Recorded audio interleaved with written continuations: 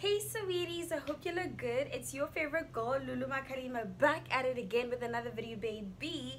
I missed you guys. It's so good to be back. I hope you guys missed me too. And as you can see, sis is looking good. She's braided up or whatever, and I'm feeling all types of cute, period. I'm not sure how I'm going to title the video as yet, but basically today's video will be tips and advice on how to go about applying to tertiary institutions. Just a disclaimer before I get started, I am not a professional. All tips and advice given is based on my personal experience and what worked for me. Also, what worked for me may not work for some people, and what worked for some people may not have worked for me. Like, we're all different, so we're all going to experience things differently, so let's all just respect each other. Before we get to all the tips and tricks, please don't forget to like, comment and subscribe so you can be a part of the tribe, baby. If you're not subscribed, you're not yet a part of the tribe. You're only a part of the tribe once you've subscribed, so do the right thing. And yeah, okay, let's get started. So with me is this beautiful book that I bought, and I basically wrote down all my notes and all the stuff I want to touch base on. Without wasting any more time, let's get straight into it. So number one, research is very important. Research is important for many different reasons. One of them being to familiarize yourself with the minimum requirements for different courses and degrees. And for example, some courses require extras when applying. For example, if you're applying to like a design degree or art degree of some sort, in many cases you might have to submit a portfolio that you put together that showcases your work. So research is very important, and also because not all institutions offer all degrees. Certain institutions don't have certain degrees, and so it's very important to be aware of that. And yeah, some degrees are also very competitive, and not all institutions offer them. For example, medicine is not offered in all tertiary institutions, so it's very important to do your research so that if you are a person that wants to study medicine, you know what institutions offer it as a degree. And another important thing to know is like which university is best for what you want to study.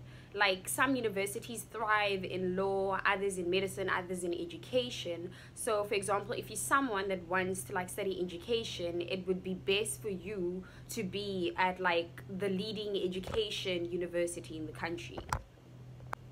Doing your research also means that you are aware of important dates, like dates for the NBTs, closing dates, application dates, and so forth. My next point says gather all your docs beforehand.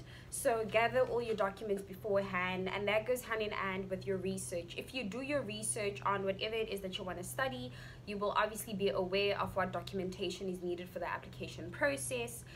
And doing that just makes everything easier, because you don't have to scramble last minute to go print things out, to go get things certified and whatnot. So it's very important to gather all your docs beforehand, so that on the day that you choose to do your application, you have everything ready and the application process is as smooth as possible. So far we've highlighted the importance of doing research and preparation in the form of your documents. So next up is actually applying as soon as applications open. Without doing research and without preparing all your documents, this is going to be a bit difficult. So that is why research and preparation is very important.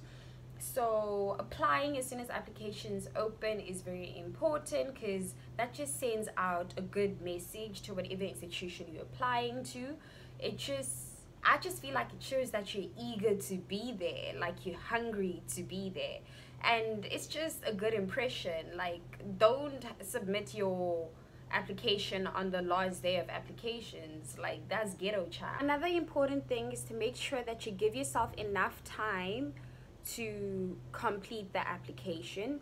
It's very important to have enough time so that you don't rush anything, and to avoid like making silly mistakes that can like be costly. So it's very important to give yourself sufficient time to complete the application, and just to double check all your information before you submit. I also want to stress that you don't need to apply from a computer or a laptop. You can literally just do it on your phone. That's what I did when I applied to Wits, when I applied to Stellenbosch, when I applied for NASFIS. I did it all on my phone, and there's actually nothing wrong with that. And don't make data as an excuse. If you can go on Facebook, Twitter, Instagram, TikTok, even YouTube, then you obviously have data to apply. So you don't need to go to an internet cafe or like a library to apply. You don't need a laptop to apply. You don't need a computer to apply. You can literally do it on your phone. All you need is a secure internet connection and you're good to go. I'm obviously not against the use of internet cafes and libraries. If you have access to them, then definitely go and get your application done there. But with a lot of the places there's like a time limit, so that might be a bit of a problem. So if you can do it on your phone, then great. Okay, so the next one is, if you come across something on the application form that you do not understand, don't panic. Literally pause the whole application process and like go to a teacher you're comfortable with and ask them to help you, or simply just email the institution. That also goes back to research. If you do your research, you'll see that like on a lot of the tertiary institution pages, they have contact details that are available should you have any queries. So guys, it's very important to be realistic. Do not apply for things you know you don't qualify for. I mean, it's nice to remain hopeful, but hope is not enough. Hope is not going to get you into that degree. If you know, as I was saying, if you know you don't qualify, leave it, my sister. Leave it, my brother, and look for something that you will actually be able to get into. On the topic of applying for things that you actually qualify for, I get that there are instances sometimes where you're interested in something, or something has been a dream of yours since you were a kid, but you don't qualify for it because of your marks. That is why I stress again the importance of research, because if you do your research, then you are made aware of alternative courses that you can do that can get you to the same destination, the same career path. So next up, I'm going to read the direct words I wrote down. It says, conditional/provisional acceptance is not final. It can change. And trust me, I know. I'm a true testament of that. So I'm going to make it quick. I applied at Wits. They gave me provisional acceptance. And what that means is that my grade 11 marks, which are the marks I used to apply, were good enough for what I wanted to do. Right? And so based on that, they accepted me. But because I was unable to maintain the same standard, to maintain the same marks, they ended up withdrawing the offer. So they rejected me. So I wasn't accepted anymore. So it's very important to like keep note that provisional or conditional acceptance is not final acceptance. And just because you got that provisional offer doesn't mean you must now relax and you can do whatever. You need to work just as hard as you were working before.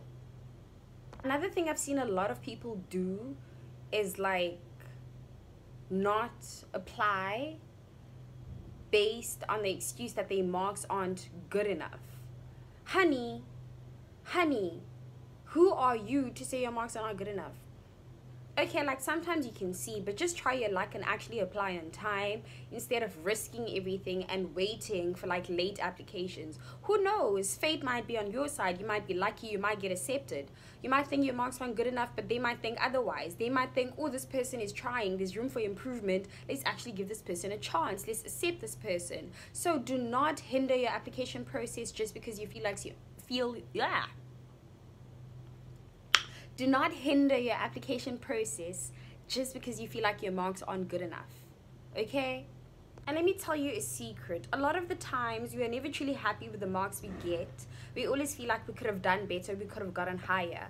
So, like, that feeling is always going to be there. So I just feel it's best to apply either way, whether you feel like your marks are good enough or not. But obviously, taking the minimum requirements in mind. Another thing is, you'll worry about funding later. Just apply, my sister. Just apply, my brother. Funding is a phambili. Don't not apply. Is that even English? Don't not apply just because you don't have funding. If funding is a phambili, you will see it in front. Just apply. Don't use funding as don't use funding as an excuse as to why you can't apply. So God will provide.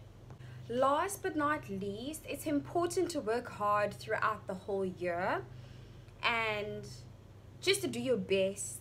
Just to do your best and to say that you've tried, to say that you've given it your all. And I really hope you guys enjoyed this video. If you did, please don't forget to give it a thumbs up, comment down below, and subscribe so you can be a part of the tribe. Thank you so much for watching this video. I really hope that you enjoyed. If you did, please don't forget to give this video a huge thumbs up. If you have any questions, feel free to drop them down in the comment section below and I'll make sure I answer them. And another thing, if you guys would like me to do a first year recap or first year experience type of video, please let me know and I'll do it with no hesitation. I hope to see you guys in the next one. Much love.